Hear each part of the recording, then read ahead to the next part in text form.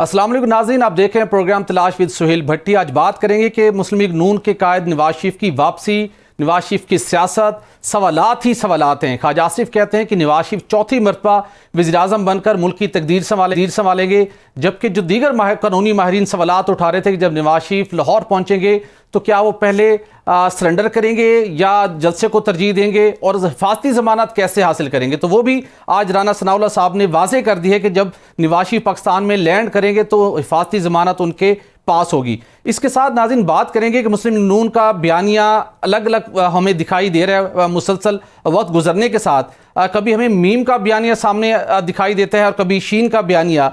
तो सवाल यह है कि क्या नवाज शरीफ ने वोट को इज़्ज़त दो की नई तारीफ बयान कर दी है। और इसके साथ बात करेंगे कि इस्तेहकाम पाकिस्तान पार्टी की इलेक्शन कमीशन ऑफ पाकिस्तान में रजिस्ट्रेशन के बाद बाज़ाब्ता तौर के ऊपर पंजाब में सरगर्मियाँ शुरू होने जा रही हैं। सवाल यह है कि क्या इस्तेहकाम पाकिस्तान पार्टी पंजाब में मुस्लिम लीग नून की एक हरीफ जमात के तौर के ऊपर सामने आए, या सीट एडजस्टमेंट होगी, इत्तेहादी होगी, या सियासी मुखालफीन के मुताबिक इस्तेहकाम पाकिस्तान मुस्लिम लीग नून की एक ज़ेली पार्टी होगी। इसके ऊपर भी बात करेंगे। और इसके साथ आज ये भी बात करेंगे कि फ़लस्तीन और इसराइल के दरमियान नई जंग छिड़ गई है।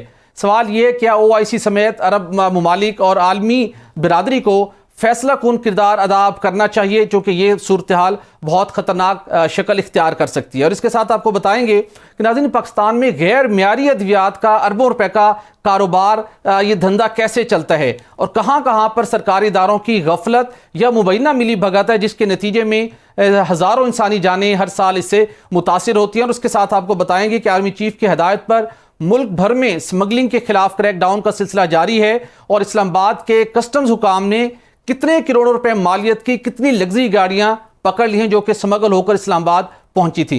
तो इन इश्यूज़ पर बात करने के लिए हमें ज्वाइन कर रहे हैं पाकिस्तान पीपल्स पार्टी के रहनुमा आखुज़ चटान साहब, और उसके साथ स्काइप पर हमारे साथ होंगे सीनियर सहाफ़ी हसन अयूब साहब। आप दोनों का बहुत शुक्रिया।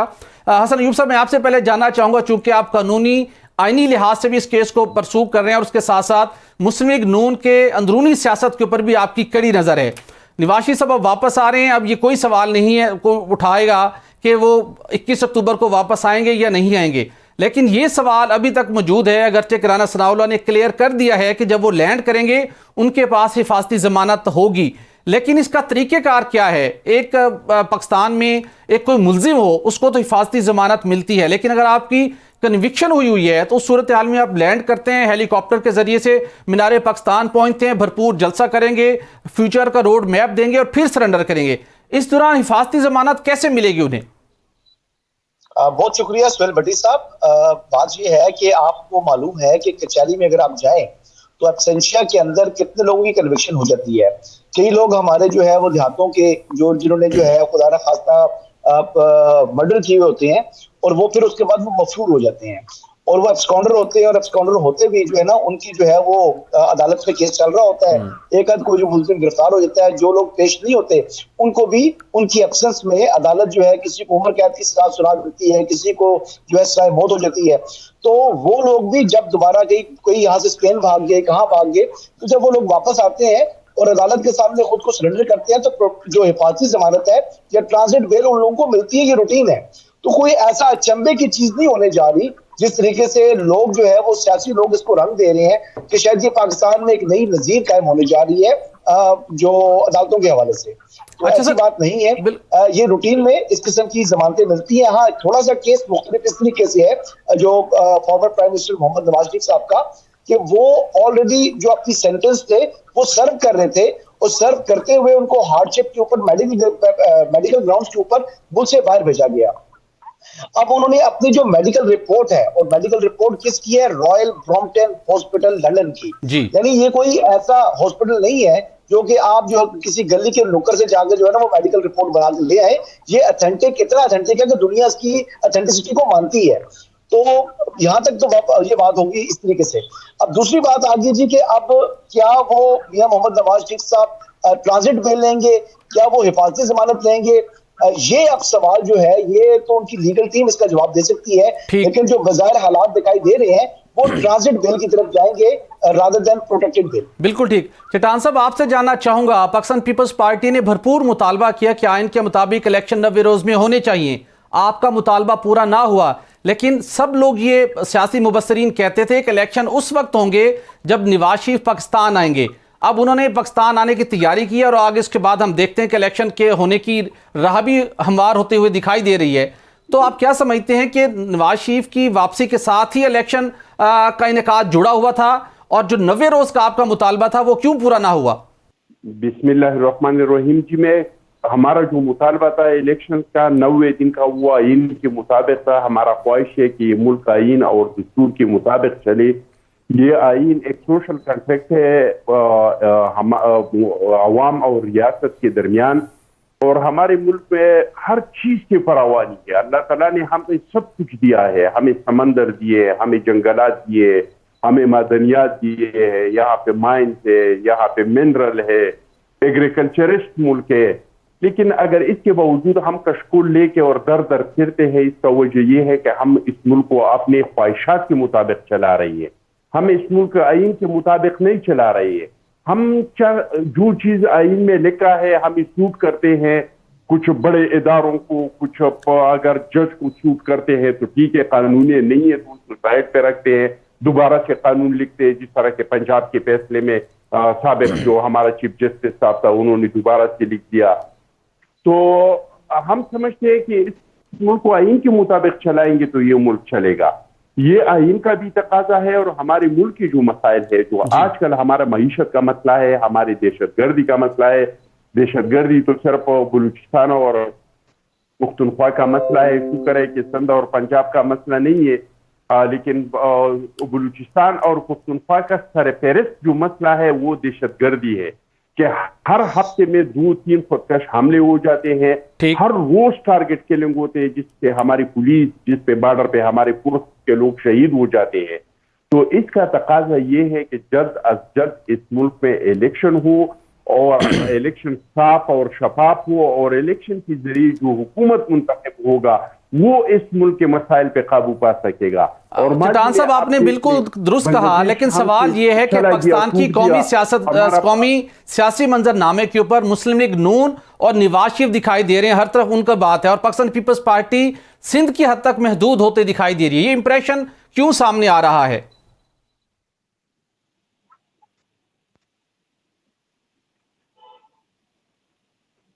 ठीक है जी, मुझे तो इस तरह का कोई इंप्रेशन नहीं आ रहा है। ये तो मुस्लिम लीग नून वाले ये तासुर दे रहे हैं कि भाई नवाज शरीफ आएगा तो वो अपने साथ नैरेटिव लेके आएगा। अब मैं नहीं समझता हूँ कि नैरेटिव क्या है। लोग इलेक्शन के लिए नैरेटिव बनाते हैं। मैं तो कहता हूँ कि लोगों के पास नैरेटिव अगर कोई है तो वो इनका कारकर्दगी है, कि वो अपना कारकर्दगी लोगों के सामने रख के आप आइंदा के लिए जो वादे करेंगे, आइंदा के लिए वादों पे कोई यकीन नहीं करेगा। ये वादे तमाम पार्टियों ने हर बार आवाम के साथ किया है, कभी किसी पार्टी ने अपना वादा पूरा नहीं किया है। आवाम जो वोट देंगे वो लोगों के माजी को देखेंगे कि माजी में ये हमारे हुक्मरान बने हैं, इन्होंने इस मुल्क के लिए क्या किया है। पाकिस्तान पीपल्स पार्टी का तो यही नैरेटिव है कि हम आवाम के पास जाएंगे तो अपना कारकर्दगी लेके जाएंगे कि देखिए हमें ऐसे हालात में मुल्क मिला कि बांग्लादेश हमसे चला गया था, 90,000 फौजी कैद में थे, हमारी जमीन पे कब्जा हुआ था, हमें मुल्क मिला, हमने इसको इटमी ताकत बनाया। जिया-उल हक के बाद हमें हुकूमत मिला, जिया-उल हक ने इस मुल्क को जिस हाल तक पहुंचाया था लोग देख रहे थे। हमें एक मुख्तसर अरसे के लिए हुकूमत मिला और हमने इस मुल्क को क्या दिया। 2008 में हमें हुकूमत ऐसे हालात में मिला कि सवात के पाकिस्तान का झंडा उतारा गया था, बलूचिस्तान में तराना बजाना बंद हो गया था। बिल्कुल ठीक है चट्टान साहब, मैं आपसे दोबारा आपसे क्वेश्चन करता हूं। हसन अयूब साहब, मैं आपसे जानना चाहूंगा, मुस्लिम लीग नून इस कदर पूरे तमाद क्यों है कि इलेक्शन से कबल ही उन्होंने अपनी फतह का बिगल बजा दिया है, आइंदा का वज़ीर-ए-आज़म कौन होगा वो भी बता दिया है, और नवाज शरीफ साहब जब मीनार पाकिस्तान आना है उन्होंने वहां पे आइंदा का जो पाकिस्तान की तरक्की का विजन है वो देना है। जबकि अभी इलेक्शन नहीं हुए, अभी इंतखाबी मुहिम अपने रूज पर नहीं पहुंची, तो मुस्लिम लीग नून इस कदर पूरे तमाद क्यों है? देखिए, इसकी दो वजूहात हैं। उसकी सबसे बड़ी वजह जो है वो बैटल ऑफ पंजाब के अंदर पाकिस्तान तहरीक-ए-इंसाफ का माइनस होना है। तहरीक-ए-इंसाफ इस टाइम आपको कहीं दिखाई नहीं दे रही। मौजूदा सूरत हाल के अंदर अगर पंजाब के अंदर अगर बैटल है इन बिटवीन पाकिस्तान तहरीक इंसाफ और पाकिस्तान पीपल्स पार्टी, तो वहां पर पीपल्स पार्टी की वही पोजीशन है जो सिंध में मुस्लिम लीग नून की जो है ना इस टाइम हालतजार है। तो बात ये है कि अगर चट्टान साहब को मेरी बातें ये पसंद नहीं आएंगी, लेकिन हकीकत ये है कि सिंध के अंदर मुस्लिम लीग नून का वजूद नहीं है, और इसी तरह पंजाब के अंदर जो वजूद था वो खत्म हो गया है पाकिस्तान पीपल्स पार्टी का। तो इस वजह से वो बहुत ज्यादा पुरएतमाद है मुस्लिम लीग नून वाले। और दूसरी बात अगर करते हैं कि former prime minister Mohammad Nawaz Sharif sahab जो वापस पाकिस्तान आ रहे हैं, तो एक नैरेटिव तो उन्होंने जो है वो देना है और 21 अक्टूबर को देना है। उसके चंद जो बातें हैं वो अभी तक हमारे तक पहुंच चुकी हैं। एक तो वो आप जैसे उन्होंने जजेस और जनरल के हवाले से बात की थी, तो जनरल्स के हवाले से तो मेरे ख्याल से आपको मामला ठंड पड़ चुकी है, लेकिन जजेस को वो आड़े हाथों लेंगे। और जो बिलखुसूस जो सहूलतकारी फराम की गई farmer prime minister Imran Khan साहब को, जैसे कि देखिए सुहेल भाई, आपने भी शुरू से सुप्रीम कोर्ट वगैरह कवर करते रहे हैं, हाई कोर्ट करते रहे हैं, तो आपने कभी देखा कि रिमांड के ऊपर किसी मुलजिम को सुप्रीम कोर्ट ने बुलाया हो प्राइम मिनिस्टर के प्रोटोकॉल में जजेस गेट से मर्सिडीज कार के अंदर, और जब वो कमरा अदालत में आता जाए तो उसको देखकर चीफ जस्टिस अपनी सीट से उठे तो नहीं, लेकिन उन्होंने कहा good to see you Khan साहब, वेलकम। यानी ये मैंने आज तक अपनी जो अदालती जो जितना भी एक्सपीरियंस है मैंने कवर की है, कभी किसी जज को इस तरीके से मुलजिम को मुखातिब होते हुए नहीं सुना, ना देखा था। हसन, इस हवाले से बड़ा क्लैरिटी होगी, नून लीग जो अपना बयानिया बनाएगी और जिन चीजों को आगे लेके चलेगी अपने वोटर्स को मोबिलाइज करने के लिए, ये तमाम पॉइंट्स उसमें सरे फहरिस्त होंगे। लेकिन मैं आपसे ये भी जानना चाहूंगा, जब नून लीग को ठीक है पंजाब का जो ग्राउंड है चूंकि पीटीआई मैदान में नहीं है, पीपल्स पार्टी सिंध तक महदूद है, और नून लीग को लगता है कि पंजाब के ऊपर पूरी उसकी जो एक कमांड है वो भरपूर तरीके से होगी, ठीक है वो कंटेस्ट करें। लेकिन सवाल ये है कि मुस्लिम लीग नून के वो सीनियर रहनुमा जो 30-35 साल से इस पार्टी के साथ हैं, क्या अभी भी वो इस काबिल नहीं है कि वो उनको पार्टी ये जिम्मेदारी दे कि वो आगे बढ़कर, अगर उनको नून लीग को अक्सरियत मिलती है और वो गवर्नमेंट बनाते हैं, कि वो बतौर वज़ीर-ए-आज़म इस मुल्क को सर्व करें? इसलिए कि आज भी जो मेडिकल रिपोर्ट जमा करवाई गई लाहौर हाई कोर्ट में, उसमें मुताबिक नवाज शरीफ साहब की तबीयत इंतहाई नासाज है, वो उन्हें आर्ज़ कल्ब लाहक है, शुगर के पेशेंट हैं, ब्लड प्रेशर के पेशेंट हैं। तो क्यों पार्टी के अंदर सेकंड ईयर में ऐसे कोई लीडर मौजूद नहीं है जो बतौर प्राइम मिनिस्टर इस मुल्क को सर्व कर सके? देखिए, अगर इस वक्त मुस्लिम लीग नून कहे कि नवाज शरीफ के अलावा कोई और शख्स जो है वो वज़ारत उज़्मा का उम्मीदवार होगा, तो शायद मुस्लिम लीग नून को वो पजीराई ना मिले जो अपना जो है उम्मीदवार नवाज शरीफ साहब को डिक्लेयर करके जो है उनको हासिल हो सकती है, पहली बात। दूसरी चीज ये है कि नवाज शरीफ साहब के खिलाफ जो मुकदमात हैं, जो एवन फील्ड का तो आपने देख लिया कि मरियम नवाज शरीफ का जो केस था, जब उनकी सजा खत्म हुई, जब उनकी जो दरख्वास्त मंजूर हुई और जो एवन फील्ड का फैसला था मरियम नवाज की और कैप्टन सफदर की हद तक अदालत ने उसको कलदम करार दिया हाई कोर्ट ने, तो उसकी बुनियादी वजह यह थी कि नवाज शरीफ साहब का रोल डिटरमिन नहीं कर सका था मैं। अब दूसरा केस रहता है जो उनके ऊपर केस है जिसके ऊपर उनकी कन्विक्शन है, वो अरशद मलिक साहब अली सिजदा है। तो अरशद मलिक साहब तो खुद अपनी जुबान से बहुत कुछ बयान कर गए।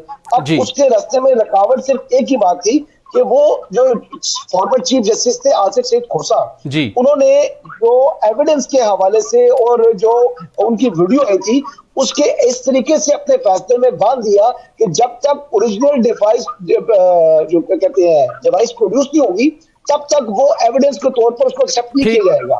तो ये वो कुछ कर गए हैं, लेकिन बहरहाल अपील तो उनकी पेंडिंग है। बिल्कुल ठीक है सर, ये पाकिस्तान की अदालती तरीक की बहुत से तल्ख हकीकत का एक और ये बड़ा चैप्टर था। माजी के अंदर भी बड़े ऐसे अदालती तरीक के अंदर ऐसे तल्ख सामने आए जो कि हम उम्मीद करते हैं कि आने वाले दिनों में अदालती सतह पर जब इस्लाहात होंगी तो मुस्तकबिल में ऐसी चीज़ें हमें नोट करने का मौका नहीं मिलेगा। सना मिर्ज़ा साहिबा ने हमें ज्वाइन किया, आप सीनियर साफ़ी हैं, आपका सना आपका बहुत शुक्रिया। सना मैं आपसे जानना चाहूँगा, मुस्लिम लीग नून ने दोबारा अपने बयानिए के अंदर एक आप ट्विस्ट कह लें या उसको एक उन्होंने अमेंड किया है या उसको फर्दर क्लैरिफाई किया है कि वोट को इज्जत देने का मतलब एस्टेब्लिशमेंट मुखालिफ नारा नहीं है। तो जब ये हमने देखा था, जब वोट को इज्जत दो और उसके पसे पर्दा जितनी तकारीर होती थी वो तो इसी तरीके से एस्टेब्लिशमेंट को टारगेट किया जाता था। क्या आप जिनकी गारंटी पर नवाज शरीफ पाकिस्तान आ रहे हैं इसी वजह से अपने बयानिए को वोट को इज्जत देने को उनसे अलग कर रहे हैं? देखिए, बहुत शुक्रिया सुहेल पहले तो इनवाइट करने के लिए। बात यह है कि वोट को इज्जत देने के नारे के अलावा इस वक्त मुस्लिम लीग नून के पास एज सच कोई बयानिया नहीं है। और इसमें भी कोई राय नहीं है कि मियां नवाज शरीफ साहब जो बयानिया चाहते थे अवाम में लेके जाना, वो एंटी इस्टेब्लिशमेंट और एहतसाब का बयानिया था। वोट को इज्जत दो का मतलब यही था कि उनको जिस तरीके से सिस्टम से बाहर किया गया वो नहीं किया जाना चाहिए था, लेकिन वो फिर भी हुए। और माजी को देखते हुए ये गलत साबित हुआ कि जिस तरीके से मियां साहब को निकाला गया वो तरीकाकार गलत था, और किस अंदाज में और किसके लिए निकाला गया ये भी नविश्ता दीवार है। लेकिन मेरा ख्याल है कि ये समझने की बात थी कि इस वक्त पाकिस्तान पीपल्स पार्टी भी और दीगर जो समझदार लोग हैं वो नून लीग को यही मशवरा दे रहे थे कि जब इख्तिदार प्लेट पे रखकर आपको अगले इलेक्शन में दिया जा रहा है, बजाहिर भले हंग पार्लियामेंट की सूरत में हो, लेकिन जो कुर्सी मसनद है वो कम से कम मुस्लिम लीग नून के हिस्से में आने के आसार ज्यादा नजर आ रहे हैं। तो मेरा ख्याल ये है कि ऐसे मौके के ऊपर उनको यही मशवरा दिया गया होगा कि अगर आपने एंटी एस्टेब्लिशमेंट बयानिया लिया, या जिस तरह आपने माजी में मुशर्रफ साहब के एहतसाब की बात की थी, तो उसमें आपको क्या कुछ फेस करना पड़ा था वो आपको भी याद है जी। तो मेरा ख्याल यह है कि इस मर्तबा भी उनको यही कहा गया कि मुजाहिमत की सियासत के बजाय, आप इंतकाम की सियासत के बजाय कोशिश करें कि पाकिस्तान वापस जाके माजी को भूलकर, और वो जो मिट्टी डालने वाला एक हमारा कॉन्सेप्ट है कि मिट्टी पाओ और आगे चलो, तो उस कॉन्सेप्ट से निकल के कम से कम आगे की तरफ बढ़े। और मेरा ख्याल है कि ये मशवरा शायद उनको सही भी लगा है, और तमाम तनकीद के बावजूद एक मर्तबा फिर एक बड़ा यू टर्न पिछले 10-15 दिनों में नून लीग ने अपनी इस पॉलिसी में लिया है। और अगर वो ये ना भी लेते तो मेरा ख्याल ये है कि कोई चॉइस नहीं थी एस्टैब्लिशमेंट के पास, क्योंकि पीपल्स पार्टी से वो म्यूचुअल अंडरस्टैंडिंग नहीं उनकी बन पा रही थी जो कि नून लीग से बन सकती है। और अब इसमें सवाल सिर्फ इंपॉर्टेंट ये होगा कि आया इंतखाबात जब करीब आते हैं और हो जाते हैं, तो जो नवाज शरीफ साहब को वजीर आजम बनाने की बात की जा रही है, क्या वाकई वही असल कैंडिडेट होंगे, या लास्ट मोमेंट के ऊपर जिस तरह उनकी सेहत को जवाब बनाकर अदलिया में रिपोर्ट जमा करवाई जा रही है, उनके आने से पहले एक माहौल बनाया जा रहा है कि वो सेहतमंद तंदुरुस्त नहीं है, लेकिन उसके बावजूद भी वो पाकिस्तान, सिर्फ पाकिस्तान के लिए वापस आ रहे हैं। तो मेरा ख्याल ये है कि उस वक्त भी ये देखने से ताल्लुक रखता होगा कि असल उम्मीदवार वजारत उज़्मा के वो खुद होंगे या अपनी जगह किसी और को नॉमिनेट कर देंगे। बिल्कुल ठीक आपने सना, मैं इसके साथ ये जानना चाहूंगा, ठीक है नून लीग ने पहले नारा लगाया, बयानिया बनाया, वोट को इज्जत दो, उसके बाद रास्ता हमवार हुआ, नवाज शरीफ साहब वापस आ रहे हैं, लेवल प्लेइंग फील्ड भी मिल चुकी और इक्तदार भी मिलेगा शायद अगर जब इलेक्शन होने के बाद। लेकिन सवाल ये है, वोटर को इज्जत दो का नारा कब लगेगा? वोटर को इज्जत दो का नारा कौन सी पार्टी लगाएगी? क्या सिर्फ वोट को इज्जत देने का मकसद यह है कि हमें इक्तदार में लाया जाए? देखिए, मेरा ख्याल ये कि पिछले 30-40 सालों में जब से इंतखाबात होते हम देख रहे हैं, कभी भी वोटर को तो इज्जत नहीं दी गई। मेरा ख्याल है कि वो मुल्क कुछ और होते हैं या कहीं और होते हैं या किसी और सरजमीन पर पाए जाते हैं जहां पर वोटर्स को इज्जत दी जाती है, जहां पर वोटर्स जो है वो इनकलाब लाके हुक्मरानों को बाहर कर देते हैं। वो कौमें और होती हैं, उनके तरीक़ाकार और होते हैं।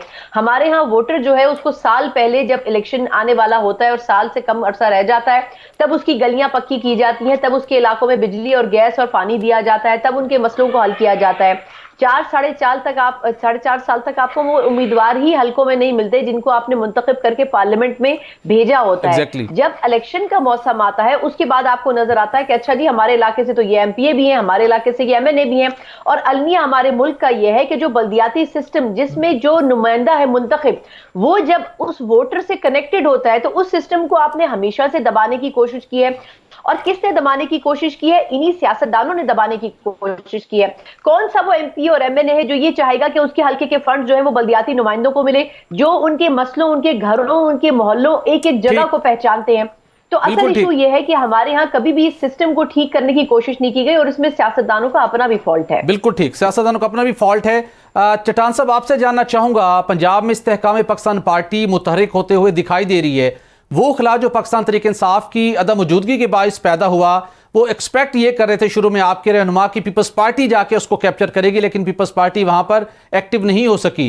अब आजकल हम देख रहे हैं कि कुछ आपकी पाकिस्तान पीपल्स पार्टी के लोग इस्तेहकाम पाकिस्तान पार्टी के साथ जाके मुलाकातें कर रहे हैं। इतलात ये सामने आई कि किसी को शुकाज नोटिस भी हुए हैं। तो क्या पंजाब का जो एक ग्राउंड है, जो एक स्पेस क्रिएट हुई है, अब वो आईपीपी उसको उसको फिल करने जा रही है, और जो पंजाब के अंदर कुछ रहनुमा हैं जो पीपल्स पार्टी से वाबस्ता हैं, उनका दिल भी ललचा रहा है कि जाके इस्तेहकाम पाकिस्तान पार्टी को ज्वाइन करें।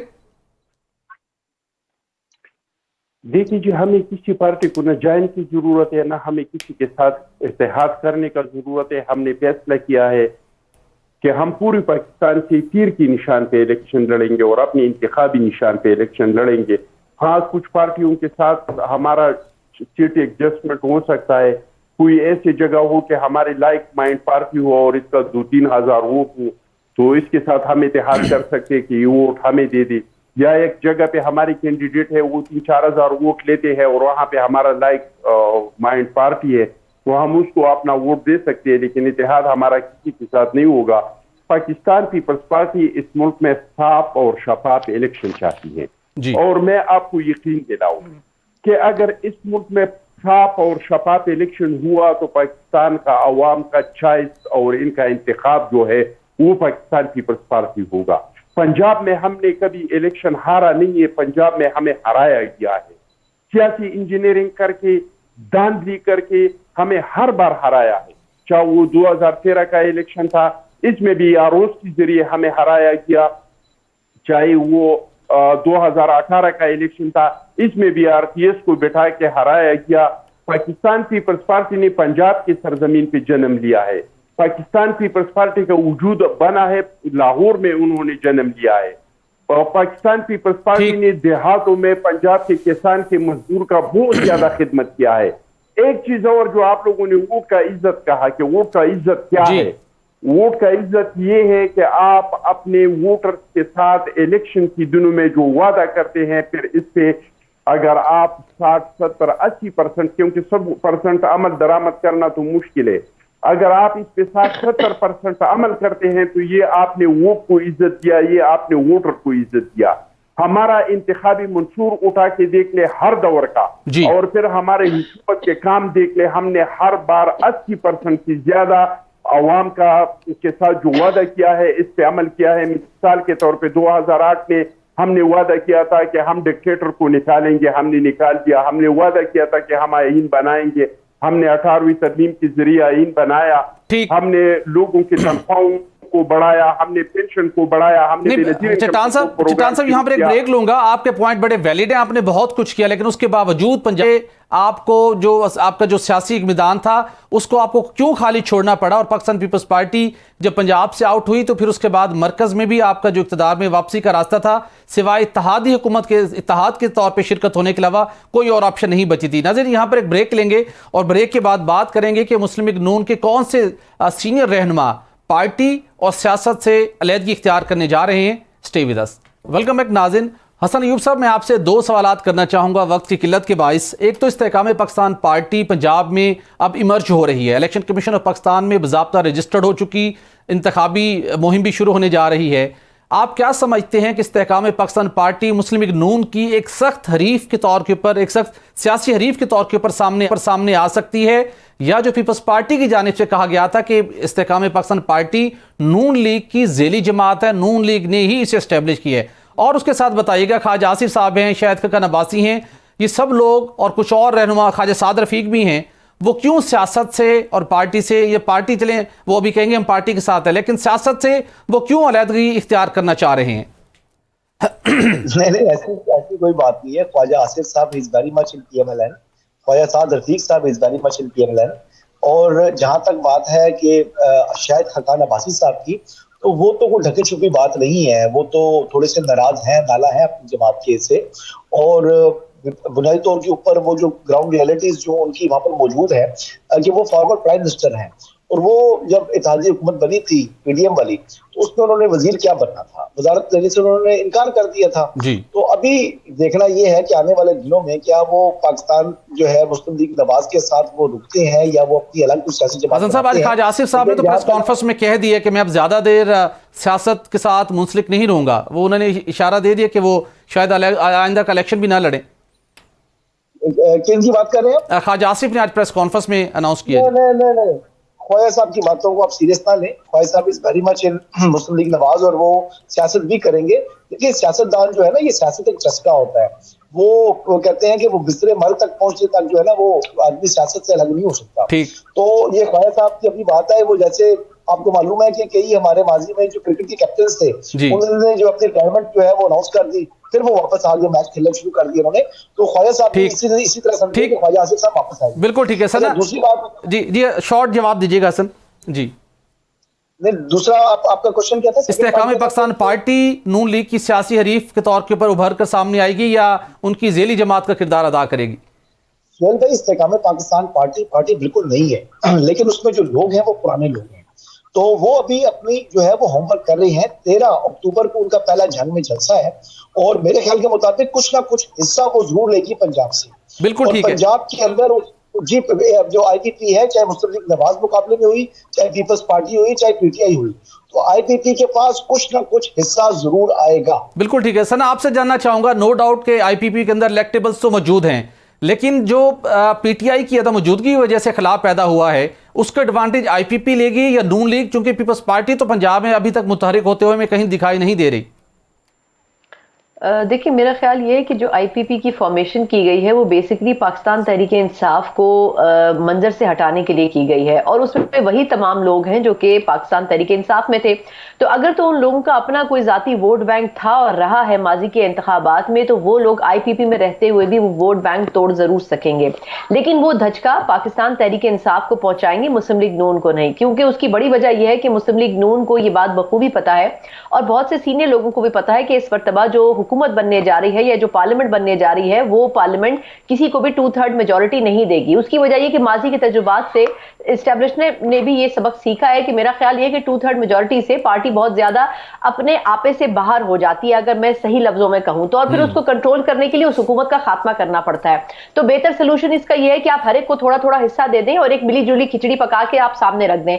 ये जो 16 माह की हुकूमत रखी गई थी पीडीएम की, ये एक ऐसा ही एक्सपेरिमेंट था जिसमें हर एक को थोड़ा थोड़ा हिस्सा दिया गया था और उसमें सबको बहालत मजबूरी बहुत से फैसले जो नहीं भी पसंद थे उनको ओन करते हुए साथ चलना पड़ा था।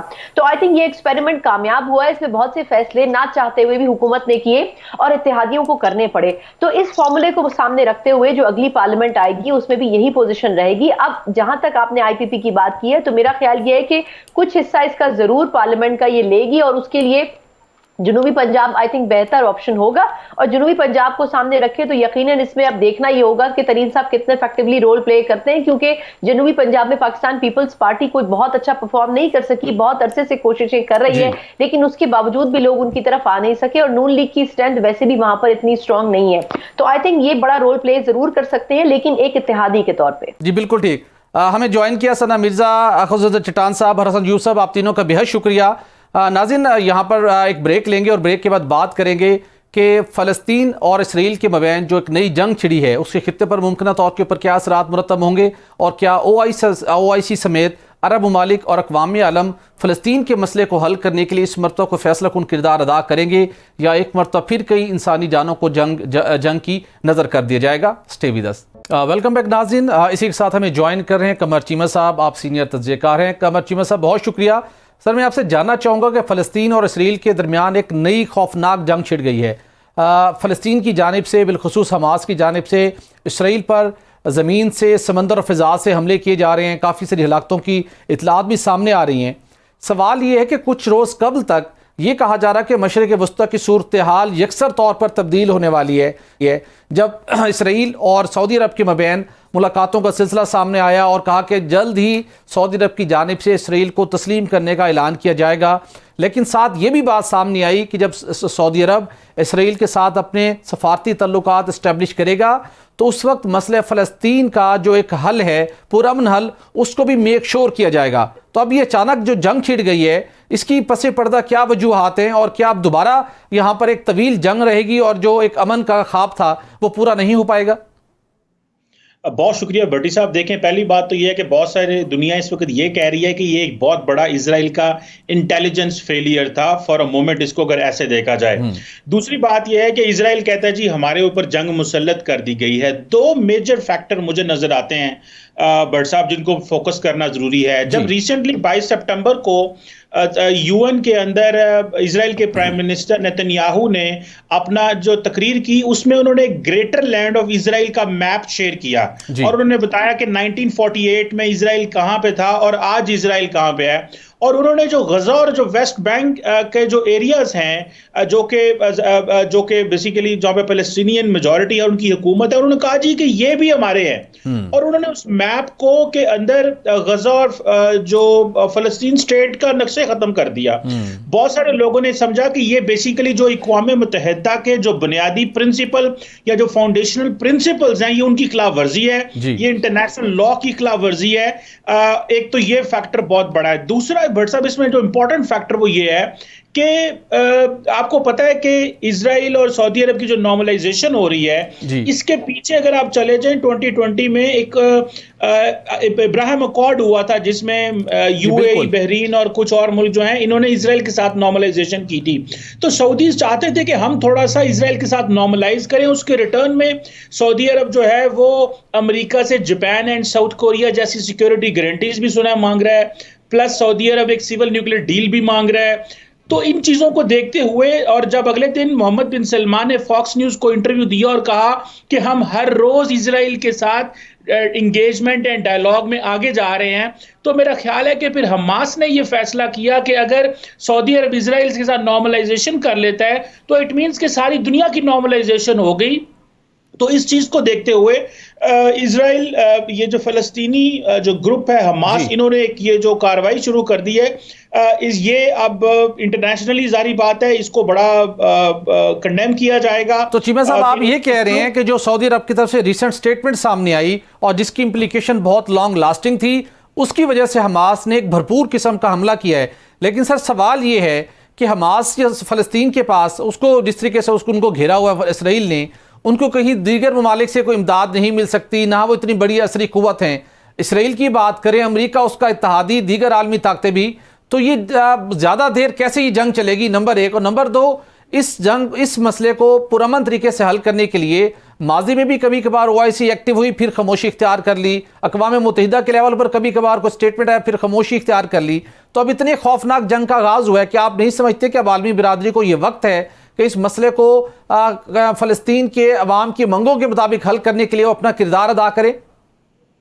देखिए, ये बड़ा इंपॉर्टेंट सवाल है। पहली बात तो ये कि आपने कहा ये कैसे इसको मेंटेन करेंगे। देखिए, ईरान ऑलरेडी मटेरियल और फाइनेंशियल सपोर्ट जो है वो इनको दे रहा है। टर्की जो है उसके पास भी बहुत सारे जो इनके लीडर्स हैं, इवन के कतर के पास भी बहुत सारे हमास के जो लीडरशिप है वो मौजूद है। अब क्वेश्चन ये है कि अगर ये सऊदीज ने एक इनिशिएटिव लिया था कि वो इसराइल के साथ आगे आना चाह रहे हैं, तो इसका जो रिस्पॉन्स है डिप्लोमेटिकली पॉलिटिकली देना है। अगर टॉक्स हो रही हैं, एंगेजमेंट हो रही है, बैक डोर पे चीजें चल रही हैं, तो अगर मिलिटेंट ग्रुप्स या वो लोग जो आर्म्ड स्ट्रगल करना चाहते हैं, तो बेसिकली क्या वो डेमोक्रेटिक प्रोसेस, क्या वो जो नेगोशिएशन का प्रोसेस है उसको रोकना चाहते हैं, ये भी एक चीज है। दूसरा ये है कि इसमें अमेरिका, सऊदीज और इजरायलीज अगर बैठ के फलस्तीनियों के साथ बैठ के अगर कोई लाएअमल इख्तियार करना चाहते हैं, तो फिर ये जो रेजिस्टेंस फोर्सेस हैं या इनका फिर क्या काम बनता है कि वो अपने से एक बड़ी ताकत जिसके ऊपर हमला कर दे, बाद में अगर आप इजरायलियों का 200-300 बंदे उनके मार भी देंगे, वो रिटर्न में आपके बहुत बड़े डैमेजेस कर दें, आपकी प्रॉपर्टी को नुकसान पहुंचाएं, आपके सैकड़ों लोगों को मार दें, तो रिटर्न में आपको क्या मिला? आपने एस्केलेशन तो की, लेकिन आप किसी सोल्यूशन की तरफ नहीं जा पा रहे। जो नेतन्याहू ने यूएन में किया उसको कंडेम करने की जरूरत थी, उसको इंटरनेशनल कम्युनिटी में हाईलाइट करने की जरूरत थी, और सऊदीज के साथ मिलकर और बाकी मुस्लिम ममालिक के साथ मिलकर एक लाएवल इख्तियार करना चाहिए। अगर एक मिलिटेंट ग्रुप इस तरह की ये कार्रवाइयां करता रहा और अरब वर्ल्ड के बहुत सारे ममालिक इजराइल से नॉर्मलाइज कर लेते हैं, तो ये हालात मजीद खराब हो सकते हैं। बिल्कुल ठीक, हालात मजीद खराब हो सकते हैं। चीमा साहब, एक लास्ट सवाल आपसे करना चाहूंगा। क्रिकेट की दुनिया का सबसे बड़ा मेला वर्ल्ड कप का जो है वो भारत में जारी है। हमने देखा ना उसकी ओपनिंग हुई, ये बड़ा शॉकिंग था। उसके बाद जो वहाँ पर बदतरीन मिसमैनेजमेंट है वो सामने आ रही है। उसके बाद एक धमकी दी गई जो वहाँ पर एक बड़ा थ्रेट क्रिएट हुआ है दहशतगर्दी के टाइप के एक हमले से मुतल्लिक। तो क्या आप समझते हैं कि भारत प्रॉपर तरीके से वर्ल्ड कप को ऑर्गेनाइज और मैनेज करने में कामयाब नहीं हो पाया, और जिस किस्म की धमकियाँ सामने आ रही हैं ये बाकी जो शेड्यूल मैचेज हैं उनको मुतासिर कर सकती हैं? देखिए, ये बड़ी शर्मिंदगी की बात है कि स्टेडियम की तादाद, उनको होस्ट करने की तादाद 1.25 लाख के करीब है, लेकिन अंदर बंदे कोई मौजूद नहीं है। और फिर भारत अपने आप को कहता है जी हम दुनिया की बड़ी पॉपुलेशन और हमारे यहाँ मैच होने चाहिए। किसी पाकिस्तान में वो मैच खेलने नहीं आना चाहते, लेकिन साथ ही वो अपने मुल्क में उनके लोग बाहर नहीं निकलते, और देन पाकिस्तान के मैच भी वो कहते हैं जी कि हमने बंद स्टेडियम में करवाने हैं। मेरा ख्याल है कि ये आपको पता है कि जो BCCI के जनरल सेक्रेटरी हैं वो अमित शाह जो होम सेक्रेटरी हैं उनके बेटे हैं। तो मुझे ऐसा लगता है कि बहुत ज्यादा पॉलिटिसाइजेशन हो चुकी है वहां पे, और उन्होंने बहुत सारे फैसले बड़े लेट किए हैं। फॉर एग्जांपल टिकट्स के हवाले से जो फैसले थे, जो बेचने के फैसले थे, और जो ट्रैवलिंग, जो फैंस ने ट्रैवल करना होता है, दूर दराज से आना होता है, वो भी नहीं, और इंटरनली भी टिकट नहीं बाई की गई। मुझे ऐसा लगता है कि हुकूमत ने एक जो वहां पे एनवायरनमेंट क्रिएट किया, उससे डिस्करेज हुए हैं लोग कि हमें शायद जाएंगे तो मजा नहीं आएगा। वो सारे इतने बड़े स्टेडियम को बड़ी, और हालांकि इंडियन जो है वो जो बॉलीवुड की सेलिब्रिटीज है वो कतर में जाके परफॉर्म करते हैं, लेकिन इनको तो चाहिए था कि ये बड़े पैमाने पे करते। इतने बड़े इवेंट को उन्होंने डल और बोरिंग कर दिया है। मेरा ख्याल है भारत की जो सॉफ्ट पावर है उससे बड़ी ज्यादा कॉम्प्रोमाइज हुई है इससे। जनाब बिल्कुल ठीक चीमा साहब, बहुत शुक्रिया। भारत की सॉफ्ट पावर इन अरेंजमेंट से वो कंप्रोमाइज हुई है, वो एक्सपोज हुए हैं, लेकिन अब देखना है कि आने वाले मैचेस में वो किस तरीके से इन मैचेस को पुरअमन तरीके से एग्जीक्यूट करवाते हैं, या कोई और बड़ा ब्लंडर सामने आएगा। नाज़रीन, यहाँ पर एक ब्रेक लेंगे और ब्रेक के बाद आपको बताएंगे कि पाकिस्तान के शोबा सेहत के अंदर किस तरीके से कंपनियां गैर मियारी अद्वियात बनाकर अरबों रुपए समेटती हैं, लेकिन इंसानी जानों के साथ खिलवाड़ होता है, वो टाइमली उसके ऊपर एक्शन क्यों नहीं होता। Stay with us. Welcome back नाज़रीन। नेशनल टास्क फोर्स मुल्की मार्केट्स में गैर मियारी, ज़ायदुल मियाद और गैर रजिस्टर्ड अद्वियात के खिलाफ अक्सर बेशतर क्रैक डाउन करते हुए दिखाई देती है, मगर फिर भी ऐसी अद्वियात की मार्केट में भरमार है। नेशनल टास्क फोर्स ने कुछ अर्सा कबल तकरीबन 651 मैन्युफैक्चरिंग यूनिट्स, 49,757 सेल पॉइंट्स पर छापे मारे। टास्क फोर्स ने 1500 से जायद कारोबारी मराकज सील किए। FIR के अंदराज के बाद अदालतों में 3,954 मुकदमात भी चले, लेकिन उसका एंड रिजल्ट कुछ सामने ना आया। Drug regulatory authority of Pakistan के मुताबिक गुज़श्ता साल पाकिस्तान में 230 गैर रजिस्टर्ड अद्वियात पकड़ी गई, 932 गैर मियारी अद्वियात थी, और इसके साथ साथ 111 अद्वियात मुकम्मल तौर पर जाली थी, और वारंटी के बगैर जो अद्वियात थी उनकी तादाद 204 थी, और इसके साथ बगैर लाइसेंस 1346 अद्वियात फरोख्त हो रही थी। ड्रैब के मुताबिक गुज़श्ता साल 471 ज़ायदुल मियाद अद्वियात ऐसी भी थी जो कि मुख्तलिफ नॉट फॉर सेल लेबल की अद्वियात थी, लेकिन मार्केट में फरोख्त हुई। और इसके साथ साथ गुज़श्ता साल मुल्क भर में जाली और गैर कानूनी अद्वियात के खिलाफ 49,000 से ज़ायद छापे भी मारे गए, 3,000 से ज़ायद मुकदमात भी दर्ज किए गए। तर्जुमान वजारत सेहत का इस हवाले से कहना है कि नेशनल टास्क फोर्स की जानिब से मुल्क भर में जाली और गैर रजिस्टर्ड अद्वियात के खात्मे के लिए छापे मारने का सिलसिला अभी भी जारी है। नाज़रीन, पंजाब में शोबे चश्म के मरीजों को गैर मियारी इंजेक्शन लगाने से जब कई अफराद की बिनाई मुतासिर हुई तो वज़ीर आला पंजाब समेत तमाम मुतलका हुकाम हरकत में आ गए थे। निगरान वज़ीर सेहत पंजाब डॉक्टर जावेद अकरम ने कहा कि वेस्टर्न इंजेक्शन एंटी कैंसर के तौर पर इस्तेमाल होता है, जबकि दीगर माहिरीन ने इस इंजेक्शन को, जो इस इंजेक्शन का इस्तेमाल था, उसको भी गैर मियारी करार दिया कि गलत तरीके से ये इंजेक्शन लगाया गया और इंजेक्शन है भी गैर मियारी। नाज़रीन, सवाल ये है कि पाकिस्तान में अद्वियात के म्यार, महफूज तरसील, फ़रोख्त और तरीक़ा इस्तेमाल से मुतल्लिक क्या आलमी म्यारात को मलहूज़े खातिर रखा जाता है कि नहीं, और उसके साथ गैर मियारी अद्वियात की तैयारी और फ़रोख्त क्या मुतलका इदारों की नालायकी है या मिली भगत। गैर मियारी अद्वियात के इस्तेमाल से इंसानी जानों को कैसे महफूज बनाया जा सकता है, इस बात करने के लिए हम स्टूडियो में ज्वाइन कर रही हैं डॉक्टर सिद्रा रशीद साहिबा, फार्मासिस्ट हैं, क्लिनिकल रिसर्चर हैं। डॉक्टर साहब, आपका बहुत शुक्रिया।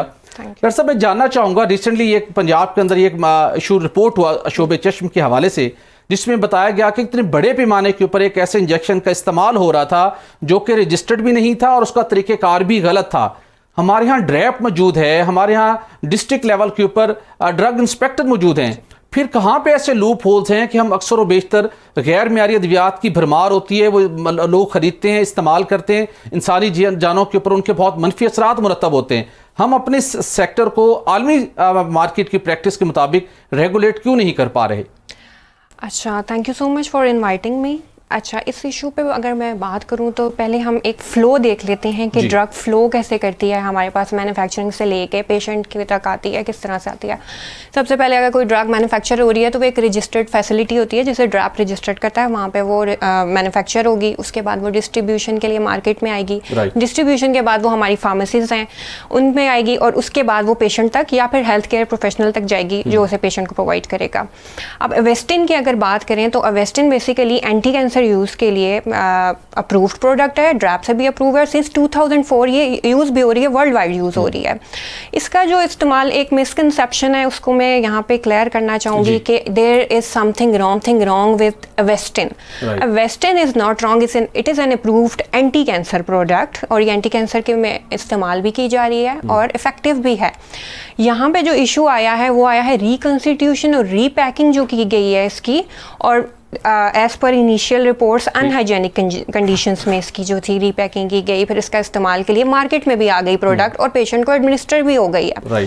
प्रॉब्लम यहाँ से शुरू होता है कि there are different check points during the flow of drug. अब डिफरेंट चेक पॉइंट्स, अब मैं अगर बात करूँ चेक पॉइंट्स की तो वो ये हैं कि लेट सपोज ड्रग एक जहाँ मैन्युफैक्चर हो रही है वो एक रजिस्टर्ड फैसिलिटी होनी चाहिए। लेट्स सपोज हम कहते हैं कि स्किप हो गया, किसी भी तरह से रजिस्टर्ड फैसिलिटी नहीं थी, तो उसके बाद वो डिस्ट्रीब्यूशन के लिए जब गई है, डिस्ट्रीब्यूशन का पूरे सेटअप है हमारे पास, डिस्ट्रीब्यूशन सेटअप में भी क्वालिफाइड प्रोफेशनल मौजूद हैं जो पूरी वहाँ पे कंडीशंस मेंटेन कर रहे हैं और उन कंडीशन दूसरा चेक होना चाहिए कि क्या मेडिसिन म्यारी है या नहीं है, उसको proper check and balance point पे होना चाहिए। वहाँ पे से ड्रग मूव किया फार्मेसी तक, तो फार्मेसी में भी एक क्वालिफाइड प्रोफेशनल बैठा हुआ है। हम अगर नेग्लिजेंस की बात करें तो हमें फाइंड आउट करना है रूट कॉज क्या है जगह का। अब रूट कॉज की तरफ हम जाएं तो एक बंदा रिस्पॉन्सिबल नहीं है, मैं कभी भी ये नहीं कहूँगी कि ड्रैप रिस्पॉन्सिबल है या ड्रग इंस्पेक्टर रिस्पॉन्सिबल है, हमें बिल्कुल रूट कॉज की तरफ जाएं।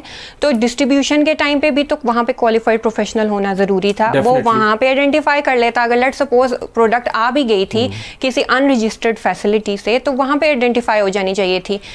तो हमारी जो अद्वियात की डिस्ट्रीब्यूशन का नेटवर्क है वहाँ उस मार्केट में, डिस्ट्रीब्यूशन की मार्केट में, वहाँ पे क्या फार्मासिस्ट हर जगह पर मौजूद होते हैं या प्रैक्टिस क्या है वहाँ पर?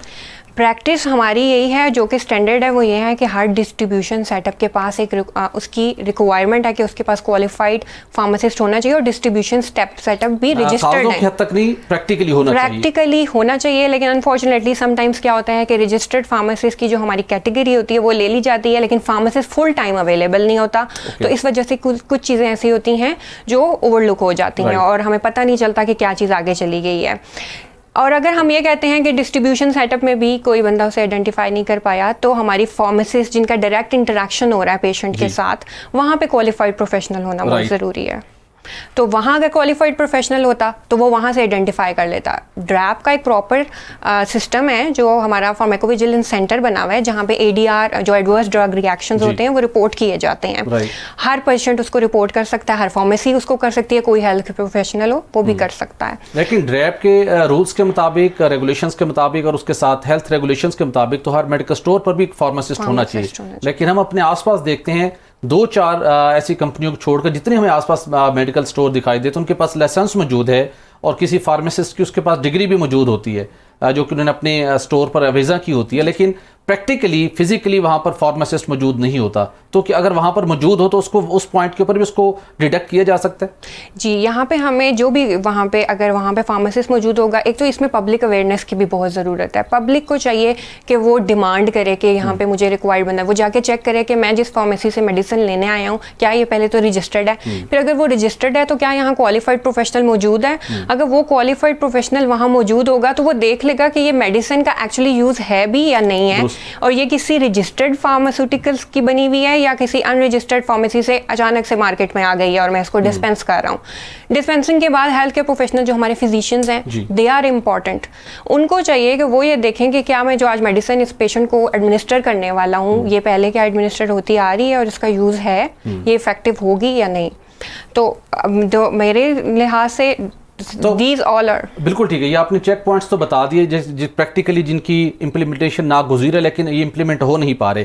फेडरल गवर्नमेंट और प्रोविंशियल गवर्नमेंट्स का बड़ा इंपॉर्टेंट रोल है। हेल्थ का जो शोबा है अगरचे 18वीं तरमीम के बाद सूबों के पास है, सूबों का भी रोल है। तो इसमें वफाकी और सूबाई हुकूमतों को आप क्या तजवीज़ करेंगी, कहाँ पर उनको कौन से चेक पॉइंट्स ऐसे हैं जिनको इंश्योर करना चाहिए जिससे आम इंसानी ज़िंदगी गैर मेरी अद्वियात के इस्तेमाल से उन्हें महफूज बनाया जा सकता है? अच्छा, यहाँ से मैं रेगुलेटरी अथॉरिटीज़ से सबसे पहले अगर स्टार्ट किया जाए तो they should be vigilant in registering these facilities, कि वो फैसिलिटीज़ प्रॉपर रजिस्टर्ड होनी चाहिए। और इसके अलावा जो ड्रग इंस्पेक्टर हमारे इंस्पेक्शंस कर रहे हैं डिफरेंट फार्मेसी का कि कौन सी डिस्ट्रीब्यूशन की प्रोडक्ट्स आ रही हैं, वो विजिलेंटली काम करेंगे तो हमें कोई भी मार्केट में आई हुई प्रोडक्ट फ़ौरन से हम आइडेंटिफाई कर सकते हैं कि ऐसी प्रोडक्ट आ गई है। इसके अलावा वही क्वालिफाइड प्रोफेशनल की बात आ जाती है। लेट्स सपोज ड्रग इंस्पेक्टर की नज़र से नहीं हुआ, अब इसको इंस्पेक्शन नहीं हुआ और मार्केट में आ गई है और हमें इमीडिएटली ऐसी चीज़ों को रिपोर्ट करना है, तो इमीडिएट रिपोर्टिंग के लिए क्वालिफाइड प्रोफेशनल्स आर रिक्वायर्ड। और क्वालिफाइड प्रोफेशनल का वहाँ प्रेजेंट होना ज़रूरी है। वो मेक श्योर करवाएंगी हमारी अथॉरिटीज़ कि क्वालिफाइड प्रोफेशनल अगर रजिस्ट्रेशन है फार्मेसी के पास तो क्वालिफाइड पर्सन भी होना चाहिए। तो लास्ट में आपसे जानना चाहूँगा, ड्रग रेगुलेटरी अथॉरिटी पाकिस्तान की जो प्रैक्टिसेस उन्होंने अडॉप्ट की हुई हैं, जो उनका मार्केट के अंदर रोल है, उससे आप एक प्रोफेशनल के तौर के ऊपर किस निगाह से देखती हैं कि वो काफ़ी हद तक सेटिस्फैक्ट्री है या वहाँ पर भी कुछ मज़ीद इम्प्रूवमेंट्स की गुंजाइश है? इम्प्रूवमेंट की गुंजाइश हर एरिया में है। देयर आर ग्रे एरियाज़ हमारे इधर हैं जिनमें इम्प्रूवमेंट की गुंजाइश है। हमारी जो अथॉरिटीज़ हैं उन्हें अपना काम विजिलेंटली करने की ज़रूरत है। जो उनका काम है, लेट सपोज उनका काम रजिस्ट्रेशन है तो दे शुड बी विजिलेंट। और इसके अलावा इंस्पेक्शन, जो पीरियोडिक इंस्पेक्शन हो रहे होते हैं, उनमें उनको चाहिए कि इस तरह के जितने भी अनरजिस्टर्ड हैं उनके फ़ौरन से इमीडिएट एक्शन लेते हुए उनको बंद करना देना चाहिए। और ले मैन की को ये अवेयरनेस होनी चाहिए कि उसे इमीडिएटली रिपोर्ट करना है और उसकी रिपोर्ट पर फ़ौरन से एक्शन लेने की ज़रूरत है, ना कि कोई पॉलिटिशियन जब इन्वॉल्व हो तो ऐसे इश्यूज हाईलाइट हो। बिल्कुल डॉक्टर साहब, आपका बहुत शुक्रिया।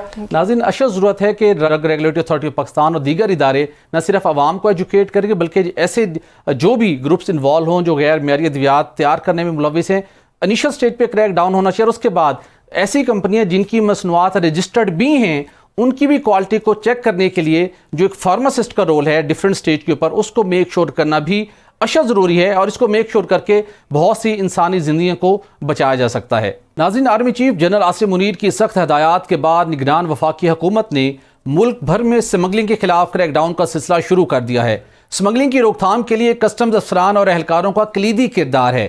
कस्टम्स इंटेलिजेंस के अफसरान की मुबैना मिली भगत के नतीजे में नाज़रीन कौमी खजाने को सालाना 300 अरब रुपए से ज़ायद नुकसान पहुंचता है। FIA ने कराची में कस्टम्स अफसरान की एक ऐसे ही रैकेट को बेनकाब करते हुए गिरफ्तार किया था।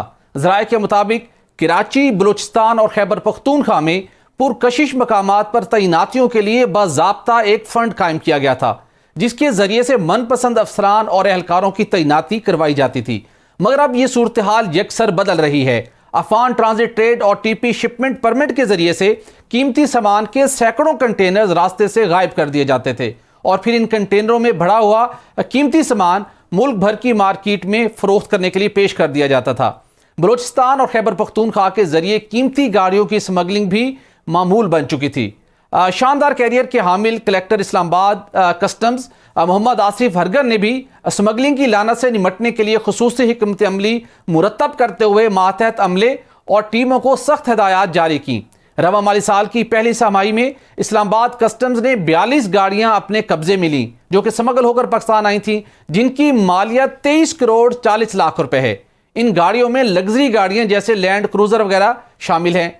इसके अलावा 5 बसें और 2 ट्रक कब्जे में भी लिए गए थे जो खसूसी तौर पर कोयटा से इस्लामाबाद स्मगल शुदा सामान की नकलो हमल के लिए इस्तेमाल हो रहे थे। 15 मिलियन रुपए मालियत का स्मगल शुदा सामान इन बसों के जरिए ले जाने वाले 4 अफराद को गिरफ्तार भी किया जा चुका है। स्मगल शुदा गाड़ियों को फरोख्त करके 10 करोड़ रुपए कौमी खजाने में जमा करवा दिए गए हैं।